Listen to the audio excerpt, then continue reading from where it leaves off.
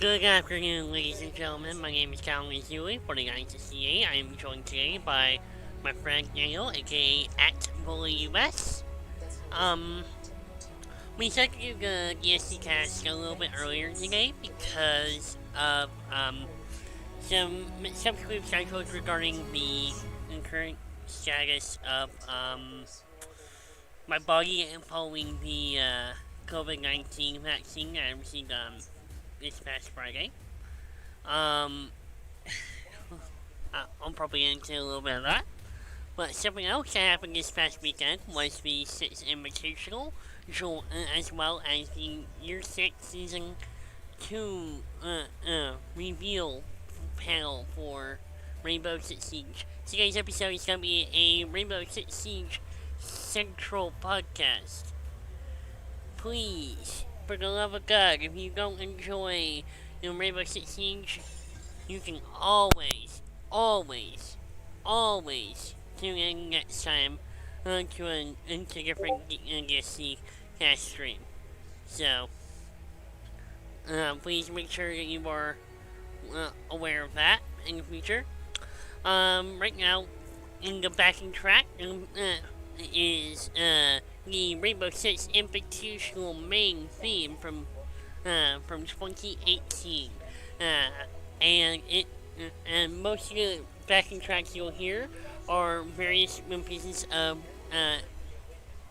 music that have been done by Danny Koch, Paul Hasslinger, and John Upstock for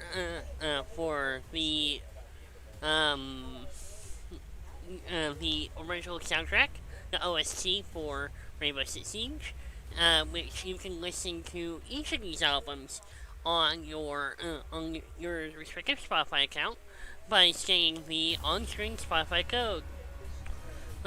So yeah, today's podcast is only gonna go for about an hour and 15 minutes. I'm gonna start the countdown at 3:45. We will hopefully be done around 5.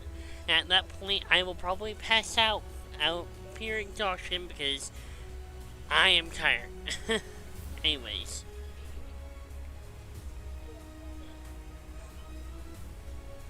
I mean, I'm deafening so we can get Daniel in here and everything like that, so.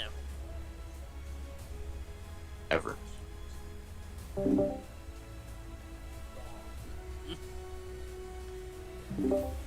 Hello, Daniel. Hello. Welcome to the podcast for like the first time in literally months. No, I was here like 2 weeks ago. 3 weeks ago. It's fair. Yeah, sorry. My tired head. been a couple of weeks, so. Tired head. I got you. Understandable. Let me turn down audio just a tad. You're a little bit loud. So. Daniel, I would like to invite you to take a look at the current overlay for the DSC-Cast thing, so you can get an idea of how cool and how long I actually spent doing stuff, so. Ooh, that's very smooth. Thank you very much. Anyways, it is 3:45. I'm gonna start the timer now so we don't go over. And everything. We may go under, who knows? Whoa. And there we go. So, ladies and gentlemen, like I said before, I invited Daniel back into the party and everything.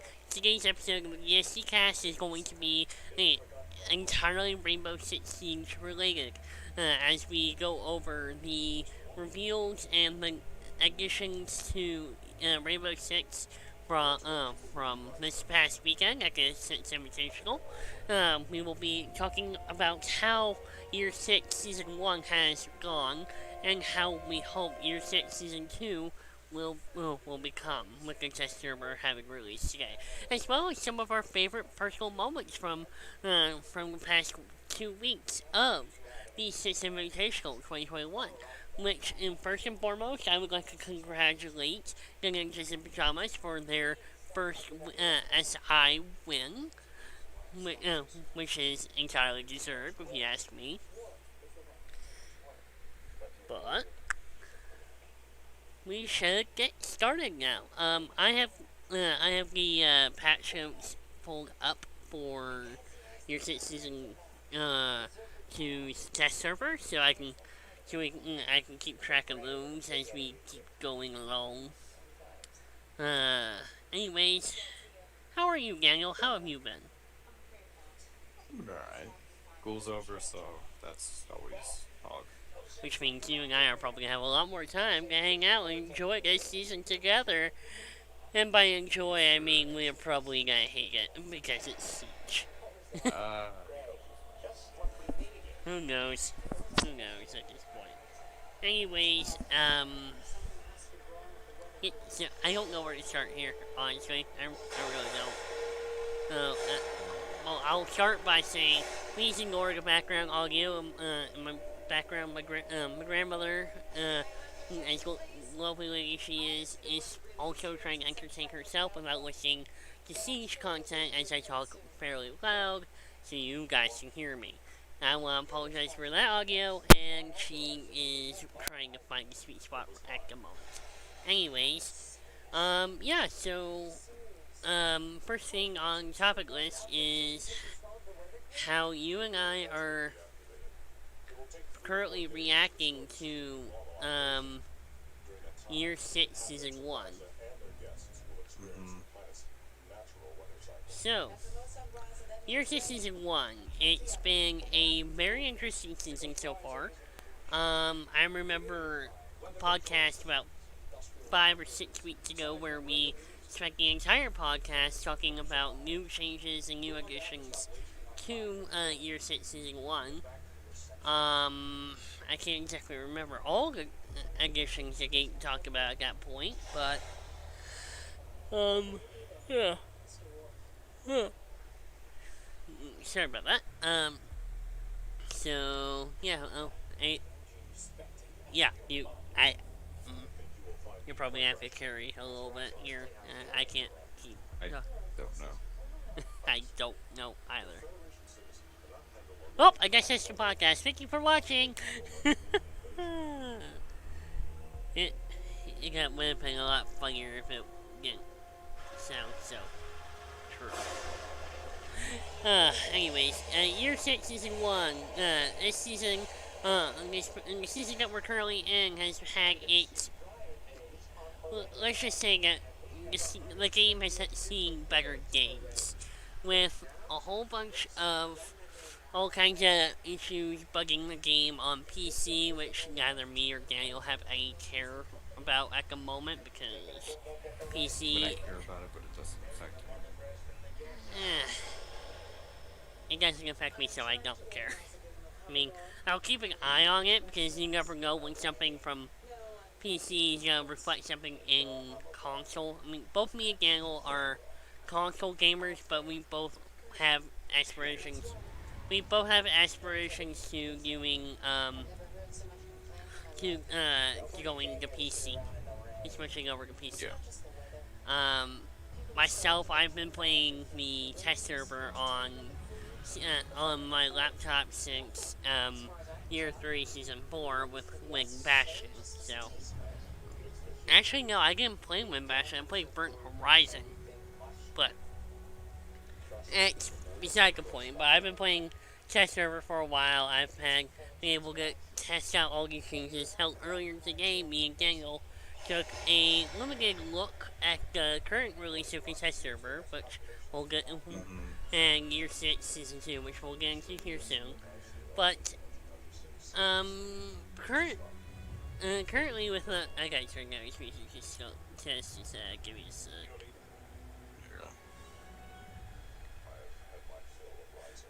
Anyways, but Year 6 Season 1, it's been one rough ride for me personally. I mean, it's not been too terribly bad.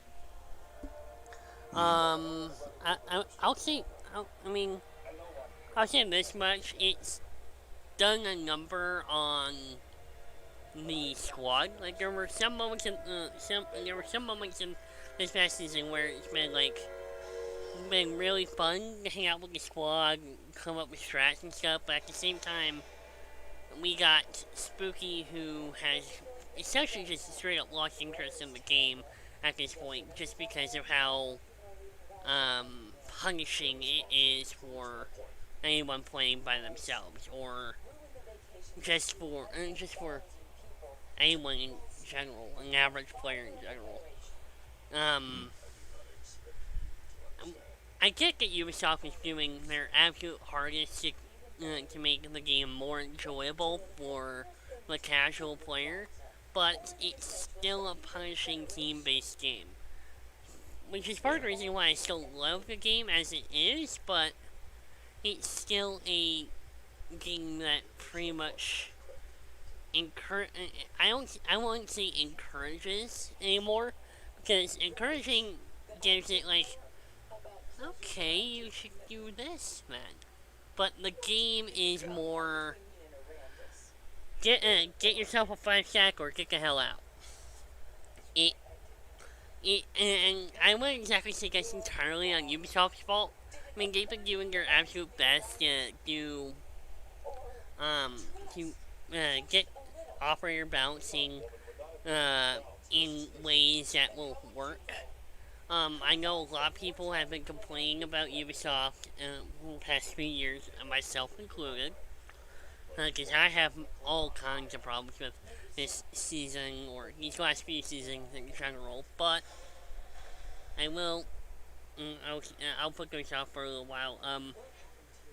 Just right now, it just feels like,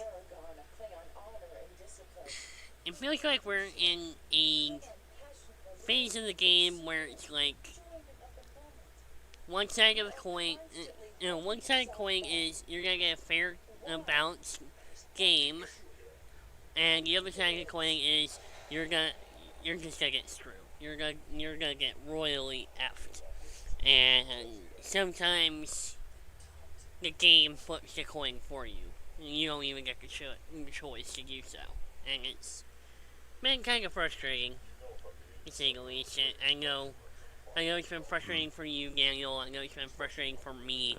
Lord knows it's been frustrating for me. I mean, there was a point at this season, in the last few weeks, where I just gave up playing casual quick match and unranked altogether. Yeah. Just because the matchmaking this season has been kinda shit. It's just us against the high class ranked champs all the time. And it's pretty fucking obnoxious. And the thing is a lot of people are online are like, get good. I mean, the point of quick match and casual is to have fun, to kinda, it's a casual game mode. It's a quick. It's like to sit back and not take the game that seriously. Right.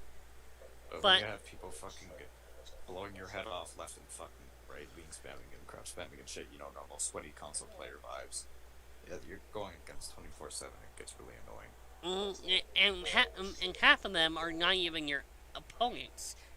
Literally. I can't tell you how many. The problem is with quick match and everything is that quick match and unranked don't use the same matchmaking system that ranked does, which as someone who's played ranked a lot in the last few seasons, I have noticed something where ranked has slowly but surely become the most balanced game mode in at least the silver and gold area play, where you actually are playing against people who are your relative skill level, when in quick match and unranked it's where just all over the place. There's no sense to the matchmaking. It's like whoever is free is thrown into your game, and it doesn't matter if they're good or they're bad. Right. and it's become a lot more frustrating as time's gone on. I mean, it's not, to be fair, it's not too much of the fault of Ubisoft. It's more the community being the community. Like, there's no punishment to leave the game in a quick match. It's like, oh, Sure. I'm fine with that. It's just a casual game. If you're like, what the fuck did you get punished for it? I mean, true, but, true. I mean, I understand that. It's like, hey, the guys you're playing against are too toxic. Then leave the game. Just go do your own thing. And that's fine. That's fine. It's perfectly fine. It's just, the team killing. It's like anytime Siege implements some form of structure to counteract certain ways of play,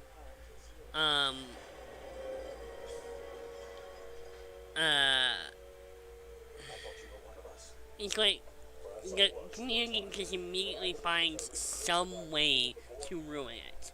Take away, they give Boca kick to casual, suddenly you lose one clutch or it's a 1v4, you're kicked out of the game.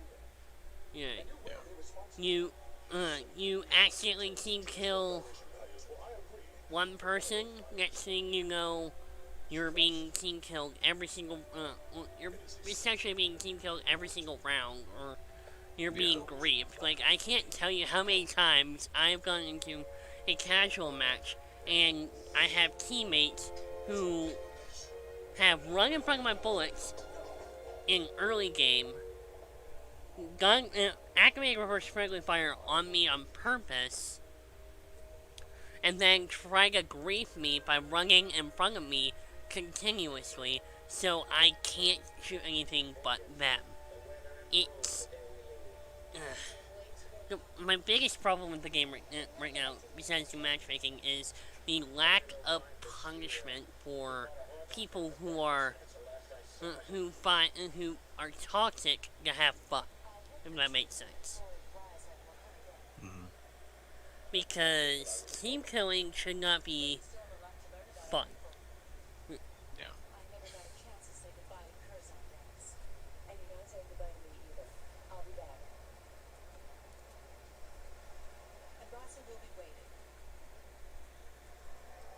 So it's I'd say personally, if they ever come to the conclusion that team killing may be a good thing to remove from casual, just do it.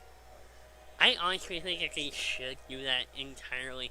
Friendly fire should not be a thing in the game right now. I think it should be a thing in ranked and unranked where it's more competitive, but not in casual.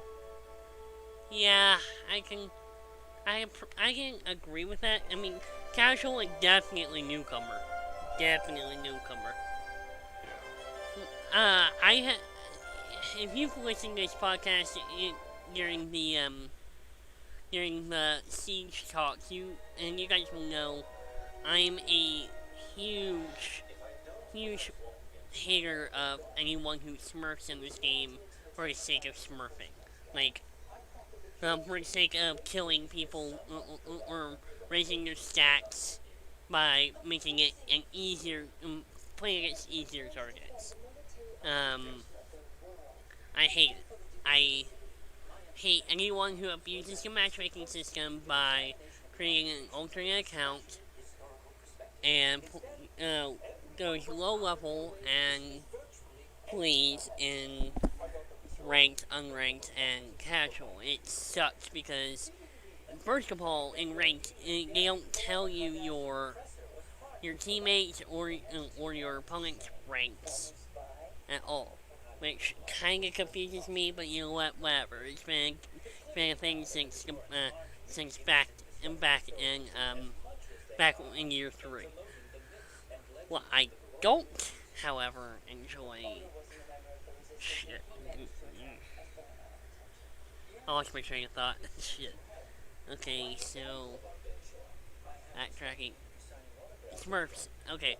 What I don't, however, enjoy is the fact that there are times where I'm playing a game of ranked with Daniel and Z, and we're in a beautiful game playing against a whole team of like level 50s and level 60s, level 70s that are clearly Smurfs. And all that does is make it so the only other two members of our team, because we usually triple Q or quad Q if possible, uh, 3 stack or 5 stack if possible. The rest of our teammates are legit like level 50s or level 60s where they're playing ranked because they might have accidentally misclicked the wrong playlist or they're just trying to see what ranked is like. And suddenly they're thrown into a game filled with people who should essentially be plats. Honestly. Like, I recently hit like level 300 and I'm still having a hard time playing in gold MMR. It's just been that much of a frustrating time. And I can't blame Daniel for not liking ranked or not enjoying ranked as much as I do. Because honestly, as much as I say ranked is the most balanced game mode that I can think of in this game, it doesn't make it the best game mode. If that makes any sense at all. Just that doesn't even begin to come out to like the matchmaking against the actual cheaters in the game, like the MK players or the macro users or the legit cheaters who have some form of console upgrade that allows them to cheat or hack or whatever in the game. I don't know. Right now, the only things I do know is like the three main the triad of cheating in console siege is MK. It's MK, macro using, and DDoSing. DDoSing hasn't been a big problem in. Yeah, I haven't seen DDoSing in a long time.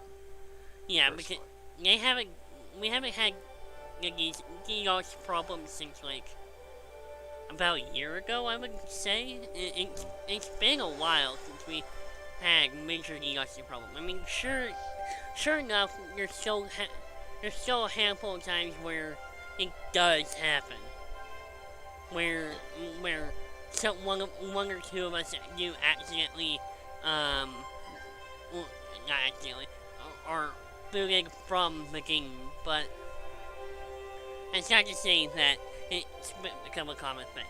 Like, I believe the biggest problem here is that Ubisoft has neglected, or at least seemingly neglected, the console community because they haven't given us any real anti-cheat reporting system that works.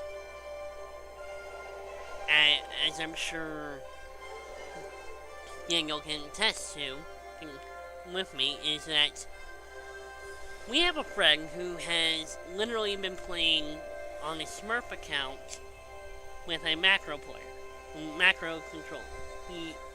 He's used the macro in all kinds of things. He's been doing that for at least a year, and he hasn't been banned once. So,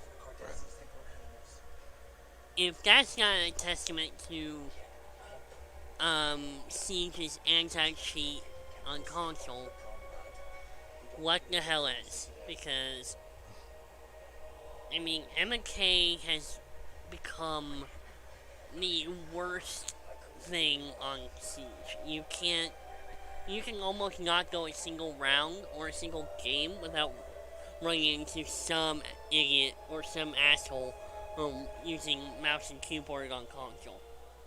And I don't see it that much personally. To be fair, you don't. That's probably just gonna play casual alone. I play ranked as my primary playlist anyways. It's either terrorist hunt or ranked for me. It's pretty much it. So, um, yeah. Uh, I, it's just Year 6 Season 1 has been one of the more frustrating seasons to play in Siege. And it's being constantly overshadowed by the PC community. Because the PC community has had this, distinct need to be better and to get more attention from Ubisoft than console players have had in the last few years. I mean, take a look at the anti-cheat which we just discussed in console. I mean, hasn't been touched. But damn near every time I go on Twitter nowadays, I see like Vicky Bodie or Mason J tweeting out a picture of 3 people. Thank you for your report. 3 people you have reported that cheaters have been banned. And I'm over here like, I've been reporting people for literal months, for literal years, who are clearly cheating. And they haven't been banned from the game yet. It's frustrating to no end how little it seems that Ubisoft gives a shit about the console community. Because, I mean, there's even parts of Siege where that desperately need attention on, for example, some of the recoil systems. I guarantee you that next season, the recoil is probably going to be a lot worse. Well, people are getting used to the new recoil system with the compensator and flash hider. And so, some of it is better recoil, some of it's worse recoil, and we won't know until this season comes out on Xbox and shit, and it's become just. I don't know. I honestly don't know how to describe it, Daniel. Can you help in any way elaborate?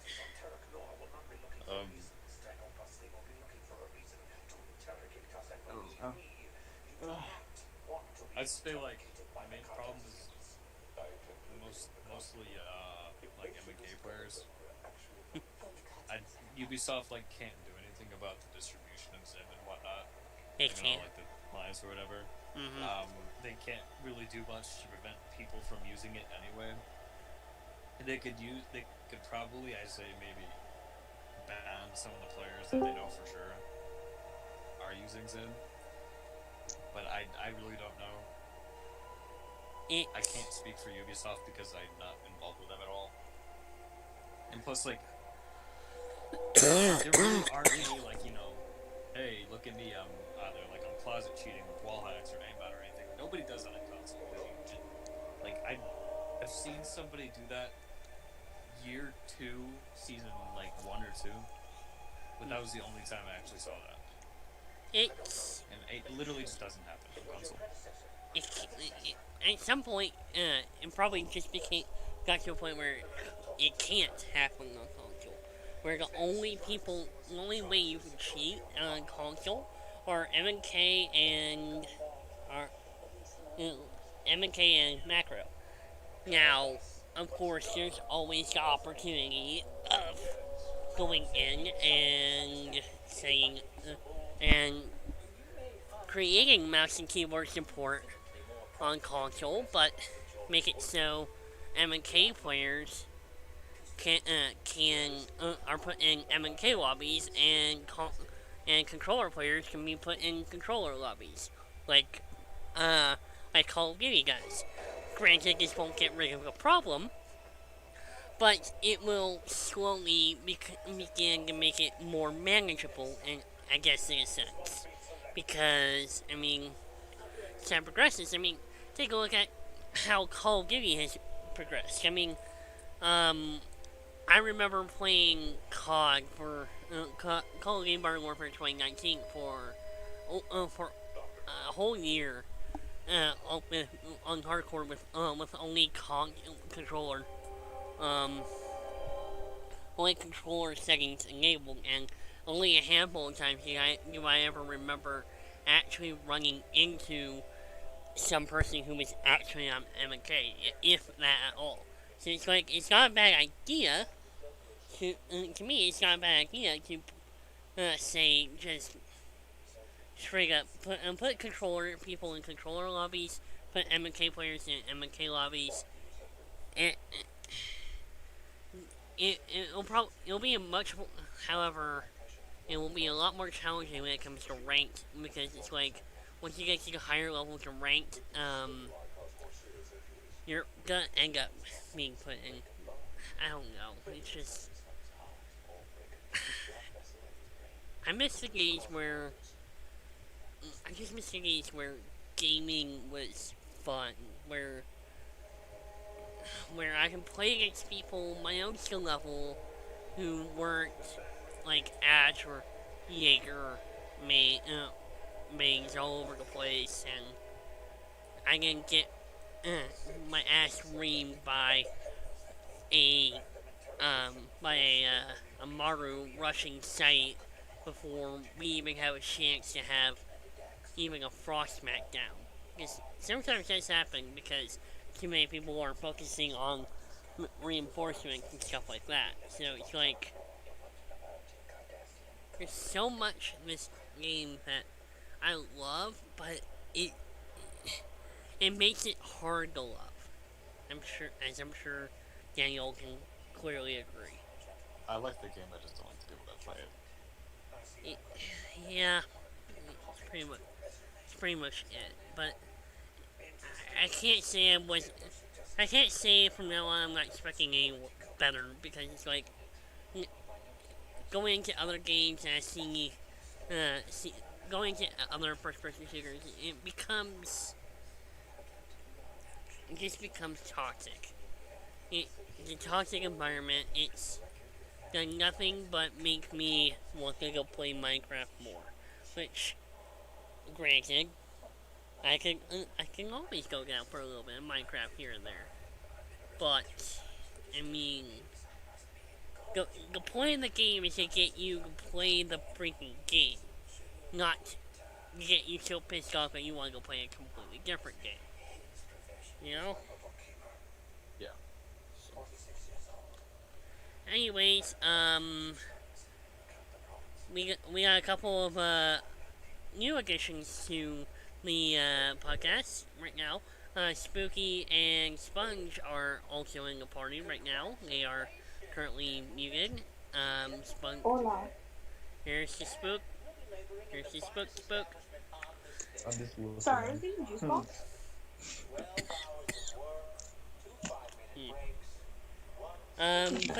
But yeah, so, Spooky, what are your opinions on Year 6 Season 1? Since I can't really keep talking about mine. Repeat that one more time, sorry. Your opinions on Year 6 Season 1. Year 6 Season 1, so... That's the season. Yes. Sorry, I'm really tired. It was okay. I personally didn't like the operator that much. I didn't see the hype. I guess I just can't use him because I just don't like the AR-33. I mean, DMR, so. I mean, to be fair, I completely agree. The weaponry isn't exactly the best, but I can use it. I would have preferred a better assault rifle for Flores, but you know what? He's decent enough to be useful in a lot of different situations. So yeah, like I liked him. Yeah, I have dislikes now, but I don't know. I kind of just felt like that the season kind of got boring really quickly, cause like when I was halfway of the battle pass, I was like, I just want to get this battle pass done and just get over with it. Mm-hmm. Because ranked kind of just didn't seem as fun as like other seasons. And then like when we go to casual or even unranked even, Mm-hmm. it just felt really toxic. And I hated the feeling of toxicity, and then that's actually kind of why I don't play Siege anymore. Is because of this season. This season has been very toxic in so many different ways. Like, Yeah. I'm pretty sure Daniel can agree here. It's like, it's become so, like I said earlier, it's become so toxic that I'm just down to playing Terrorist Hunt and ranked anymore. It's like, I can't even play, casual unless I have, like, every member of the 5-stack or I'm playing on my Smurf account, to help my dad level up and get some of the, you know, it's like,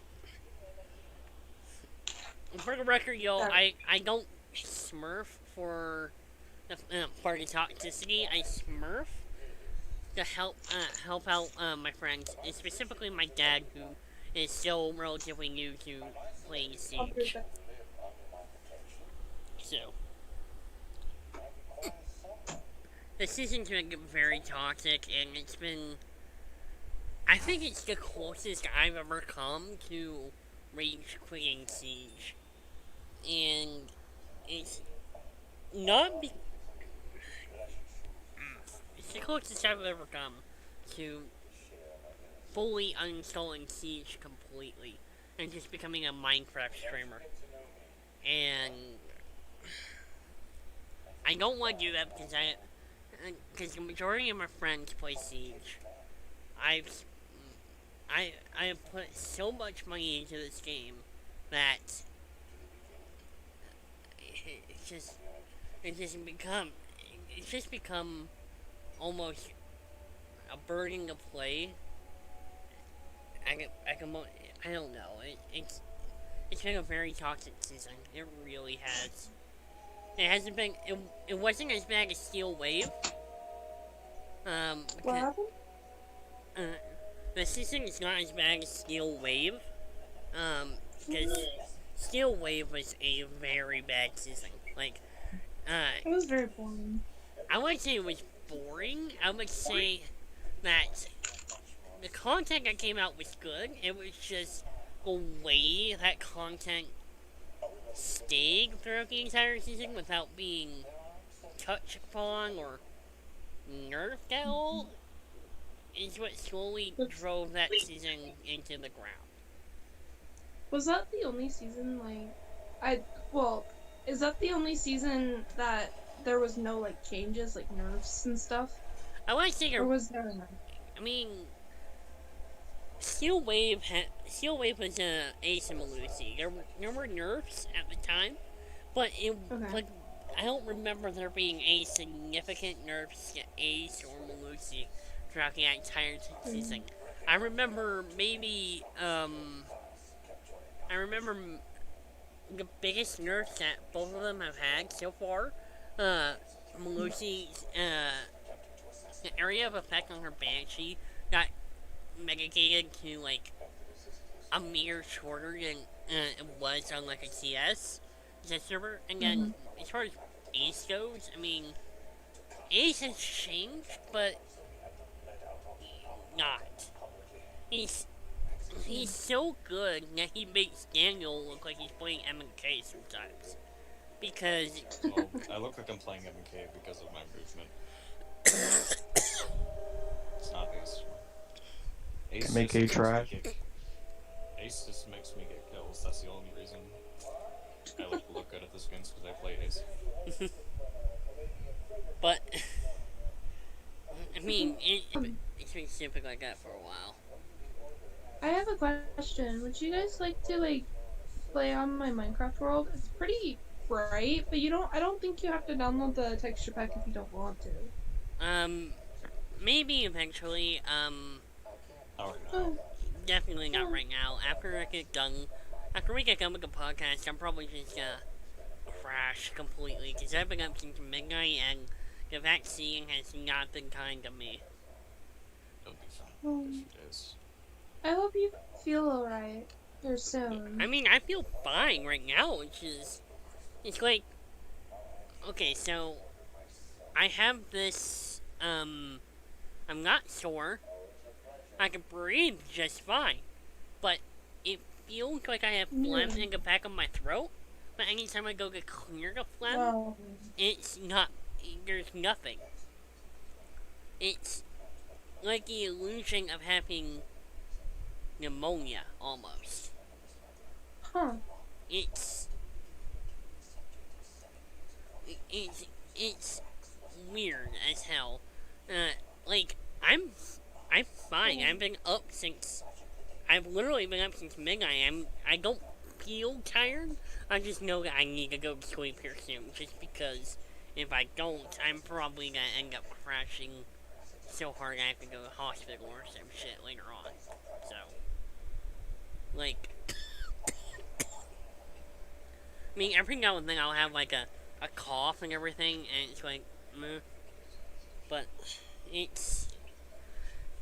I'll put it to you like this, it's not allergies, because I used Claritin, I doubled a dose of Claritin the other day, just to see what it would do, and it did nothing at all to improve my condition, so...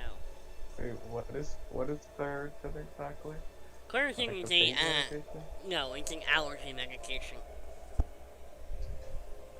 It's specifically the only medication that I've ever taken that seems to clear my airways a lot better.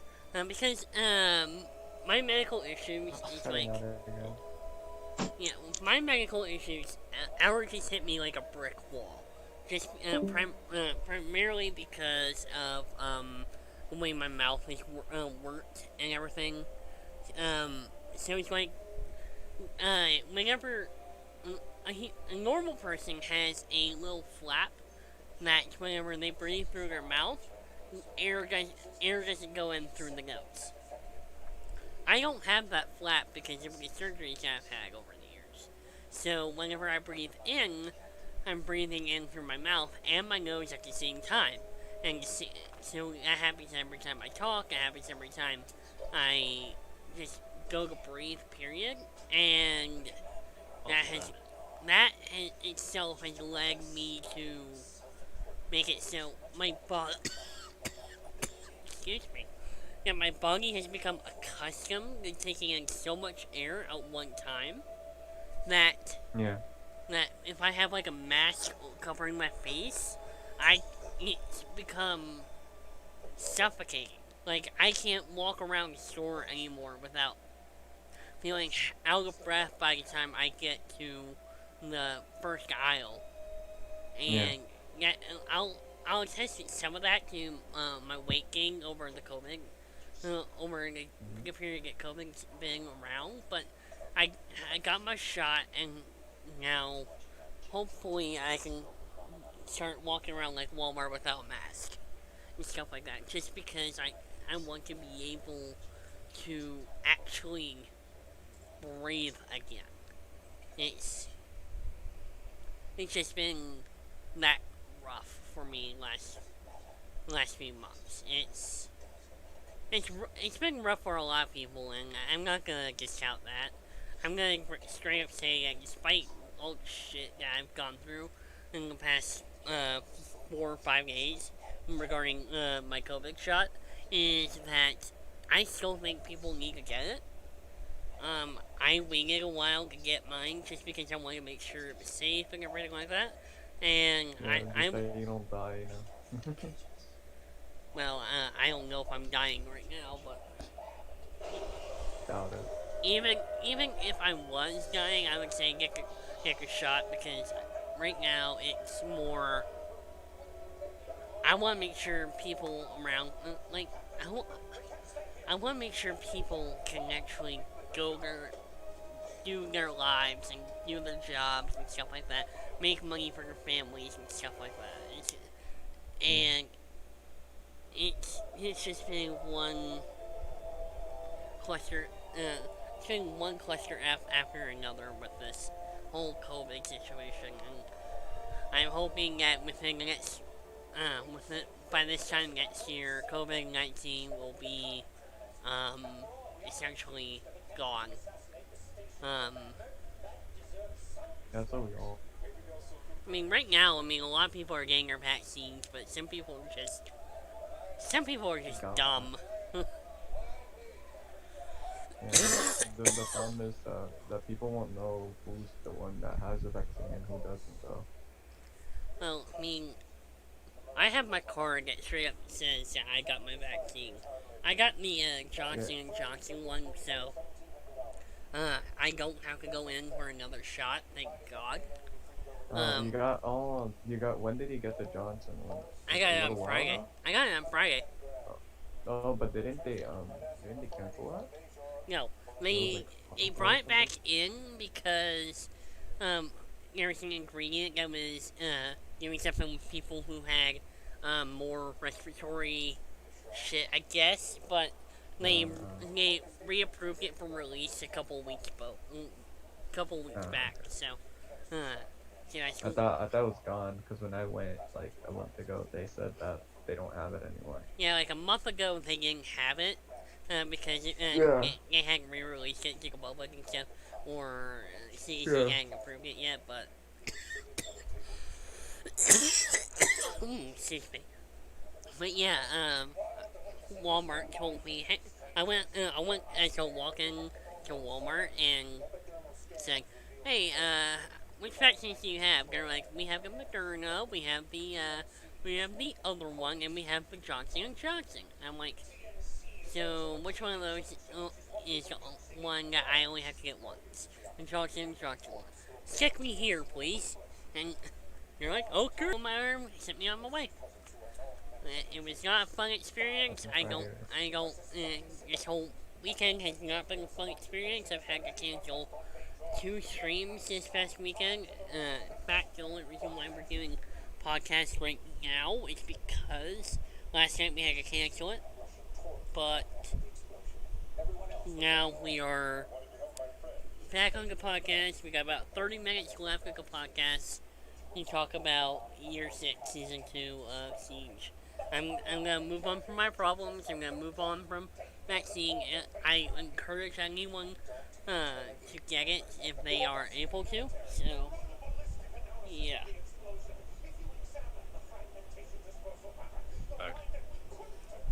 Welcome back. I literally just ended talking about COVID shit.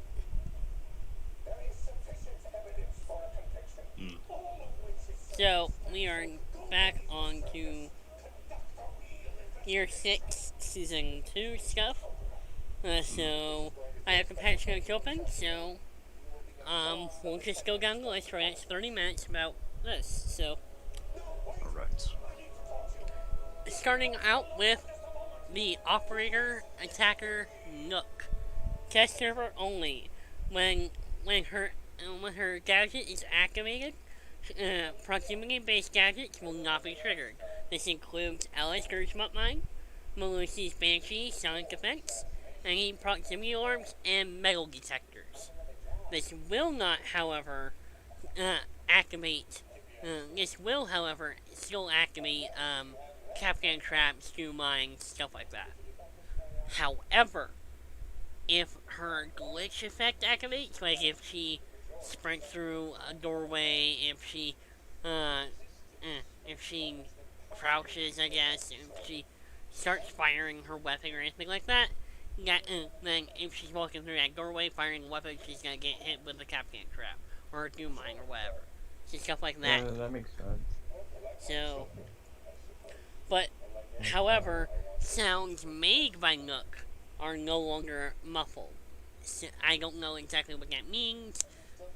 Pretty much, I guess, I'm guessing that means that she can no longer sound step like Gav anymore. So, she's gonna be walking around like an actual two-speed operator. So she'll sound the same, but she'll have like the buff of not being through the camera. Right. This is only test server right now, so, I can't confirm this is gonna come over to live build, but right now, yeah, this is test server only. Yeah. I think it's a good.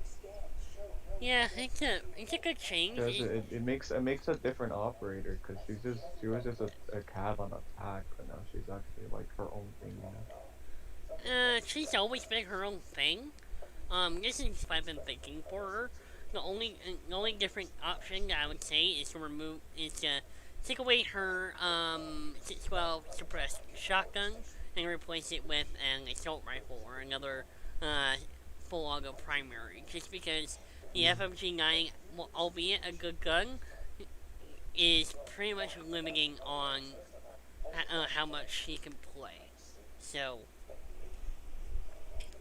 I would love to see her run like the K1A, the 416C, or even the MP5 SD, which is the SMG Echo run, because it has an integrated suppressor, it has higher damage than normal MP5, and it gives her a lot more, I wouldn't say maneuverability, I would say that it makes sense with the way her operator is supposed to be played.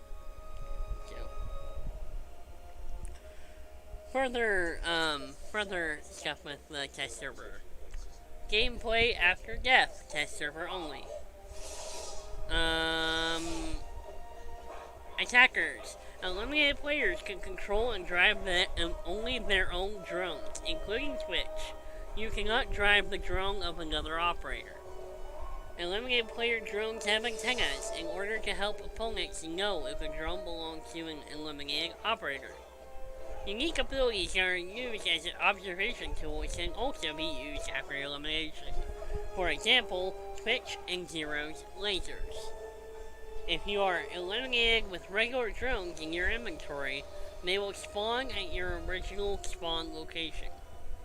Unused unique abilities do not spawn after elimination. So that's all attacker gameplay after death. So essentially what that means is like if you die in the game, you don't die in real life. You get when you'll be if you're careful with your drones during the game, you can keep droning after you die from playing the game. So a lot of people are up in arms about this change. I completely understand where they're coming from with their anger with this, but to me, it's just the logical next step in regards to furthering the encouragement of team-based gameplay, where you're working as a team to play the game. So it's like I love this. I think it's gonna be amazing to see used in Pro League matches here once Phase 2 of Pro League begins again after all the SI stuff ends up. For the record, this also applies to the defenders. Defenders have new tools to help them counter the threat of attacker drones, including, hold on a moment, let me see, you all still here, it's just me, sweet, including bulletproof camera rework, making it so you can move the camera, and you can rotate the camera, and it comes with a rechargeable EMP device that allows it to EMP and disable any electronic gadget, electronic utility on the attacker's side. That includes, but it's not limited to, brake charges, hard brake charges, isothermic charge, and it's basically muted. It's basically disabled like a mute jammer.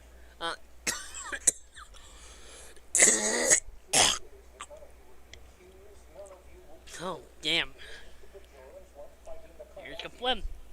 That also includes Himbanga's Skyros, Ace's Selma's. Any electronic gadget that the attacker uses will be electromagnetically disabled. So anything that anything that can be mute jam can be temporarily disabled by this EMP. Let's see. Okay. The first player to enter the camera will will be the only one who can shoot the lasers. So, yeah, unless it is the person who put it down, then the priority will go to them. Stuff like that. A drone counter has been added to the defender team. On the right side of the screen, there will be a counter that counts all the drones that are currently destroyed, so teams can keep track of how many are still left on the attacking team. It's a interesting mechanic. People can just count, but I mean, it's good to know. It's just quality of life. Quality of life. It doesn't do too much impact. It's just a cool ag. Operators like Echo, Maestro, and Monty can control and use their unique abilities every death. I don't think that they should be allowed to do that much. If you're Maestro or okay, Monty I can agree with. Monty, however, I can agree with. I can't agree with Maestro or Echo because Maestro. They're like, at this point, they're like, Echo, stop getting banned so much. Let's have him get banned more. Then we like that. Mm-hmm. Like it when he was banned a lot. We're paying Maestro more. You know, it's like sacrifice a ban on like Mute or Kaid or Valkyrie instead of banning them. You go ban Echo or Maestro. It's like, yay, shit, and it just doesn't work anymore, in my opinion. Just like, in my opinion, because this is all test server changes. If it were up to me, I would straight up say, do away with Maestro and Echo being immune to that. Because all that's gonna do is just give them too much of a buff. Granted, Maestro is getting majorly nerfed with the season as well, but it doesn't mean that the major that he deserves this much of a buff in game, you know. Yeah.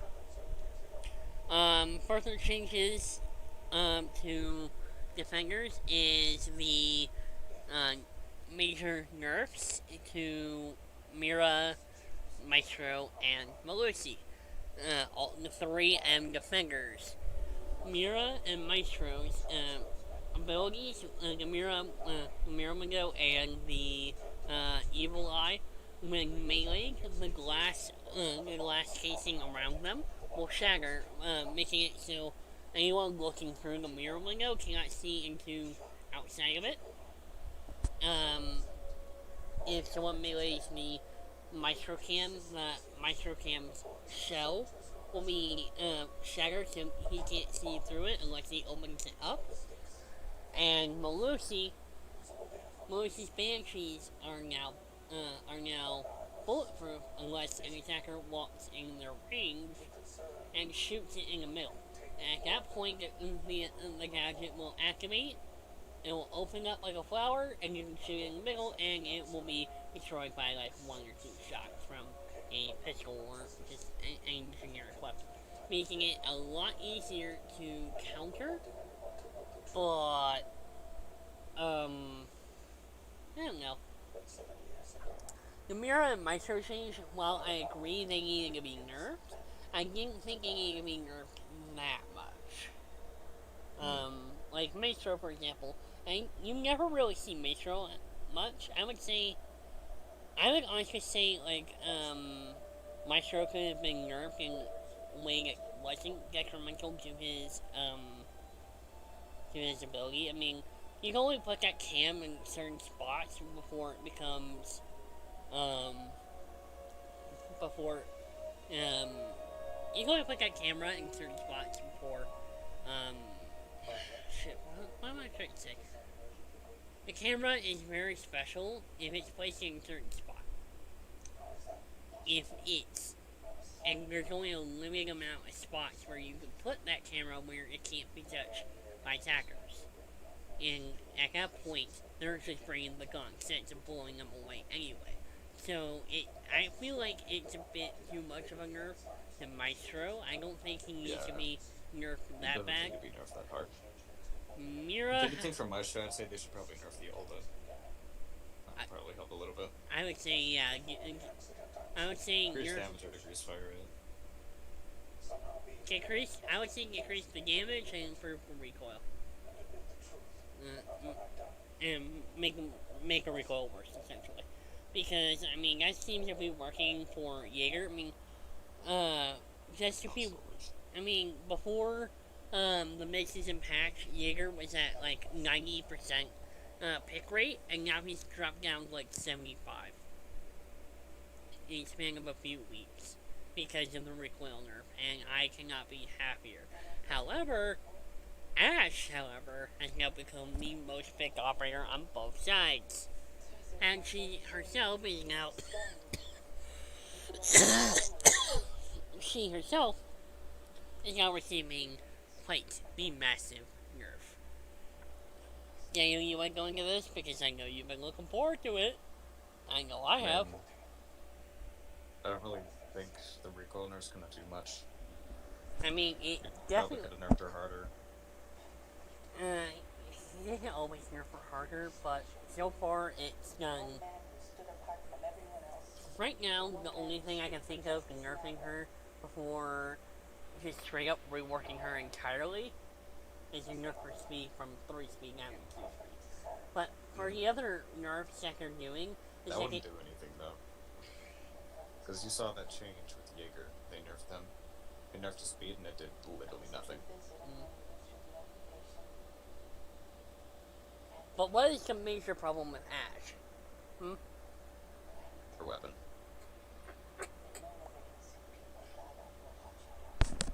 As someone who's played it, said server earlier today, the recoil on the R4C is going to take a lot of getting used to. Like I said, it wasn't as bad as the Jaeger's recoil nerf, but I mean, it's definitely a step in the right direction to putting her back in check. I mean, Ash is just frustrating to play against and to play with. Because anyone who just so happens to grab her, being around, is either trustworthy as a teammate or they're dead with computer in sight within the first 30 seconds to a minute into the round. Now, granted, there are always people who play her more in team strategy, which is perfectly fine. It's what you should be doing. But the biggest problem with Ash and Jaeger is like they're picked so much that maybe it's time that if people start banning them more and forcing people to play other operators, maybe that will give that'll give some of these players more humility when playing the game. Because I mean, I played Sophia for excuse me. I've been playing Sophia for a few years now, and she's become one of my favorite operators, but I also don't rely on her as a crutch. Same thing with Ash and Jaeger. Like, I can't demean Ash and Jaeger mains knowing full well that Ash and Jaeger are two of my most picked operators that I've ever played, and I gotta say, as much as good as they are, I've always lobbied to try other operators, because you never know what your team's actually gonna need until, surprise, they need it. Because people who leave in the middle of ranked games, because they're not having fun, they get banned and then they get booted out, and next thing you know, suddenly you will have a bandit when you're defending Garage when you're defending downstairs on Chalet, or downstairs on Consulate, or literally any other map that you require a bandit to protect it. And it's like, the biggest advice I can give to any new Siege player at this point is don't stick to a single operator unless you become extremely good with that operator. But even then, don't stick to that operator all the time. Don't stick to one operator, stick to a role. Roles always have multiple operators. Like me and Daniel have slowly matured ourselves into more of a support role on our team. Every now and then... Sir, why I play Ace all the time. Every now and then, we will switch to like a gunner or a entry fragger, but that's only if the team requires it. Most entry fraggers are the same thing. Entry fragger, whatever. You know what I meant.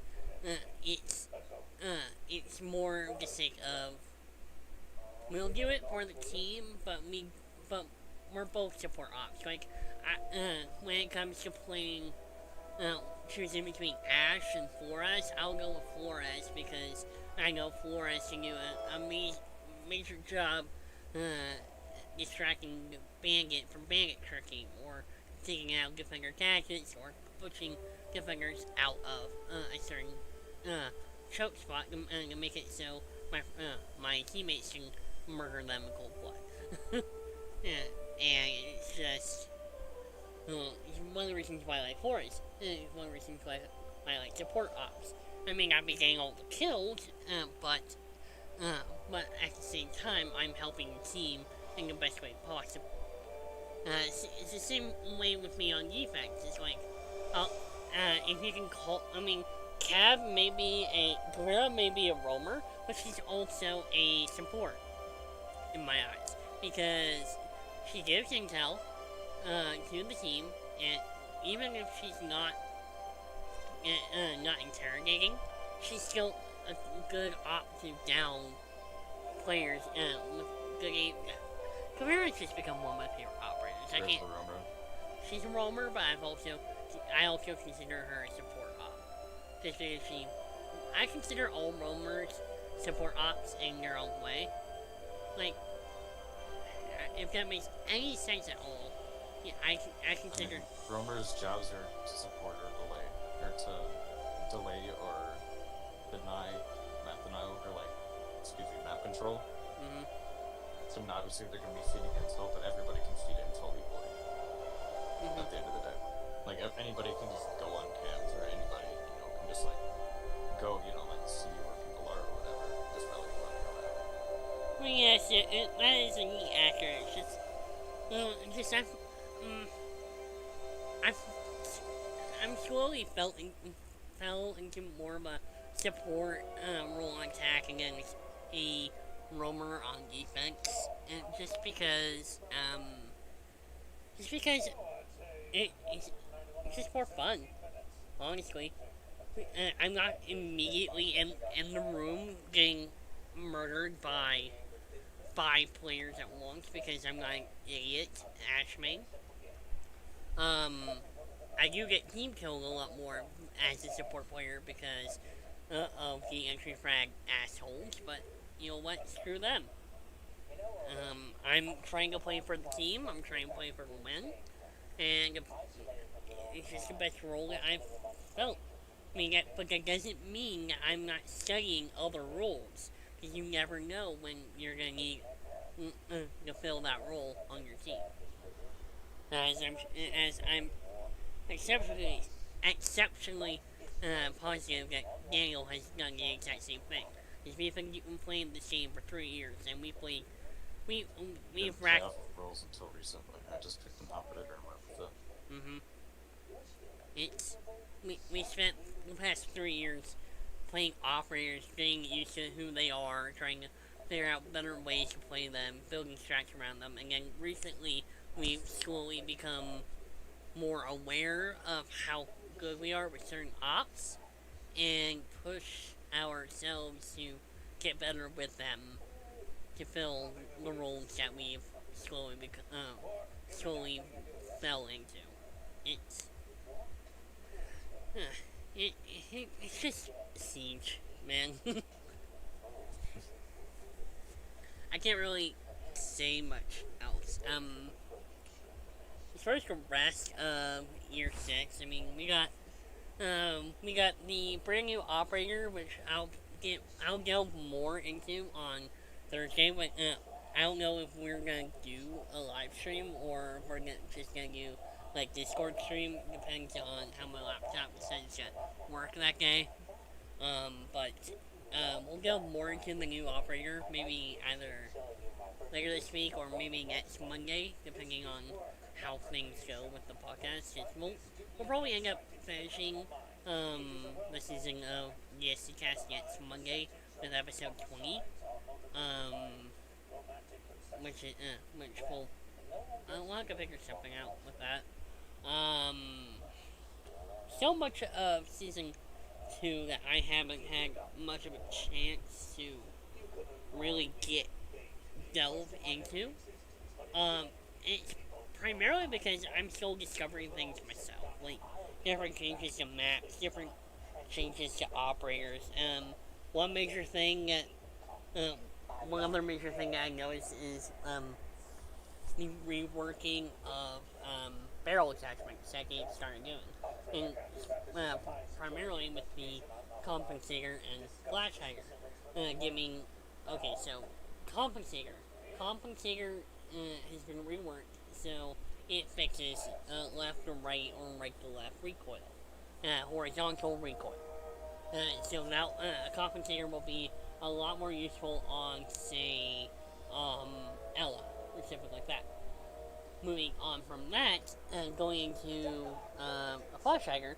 Flash hider has become the preferred barrel attachment for anyone struggling with vertical recoil, going up and down recoil, which I've recently become aware of.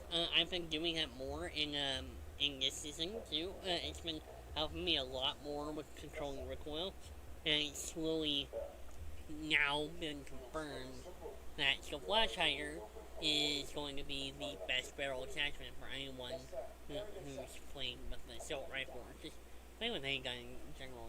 It's just been the best option in general that you can equip. So that's been confirmed essentially by Pengu himself, former world champion Pengu from formerly G2 and Penta. He's gone on record saying that the best barrel attachment you can use is flash hider during this season. So yeah, muzzle brake has stayed essentially the exact same.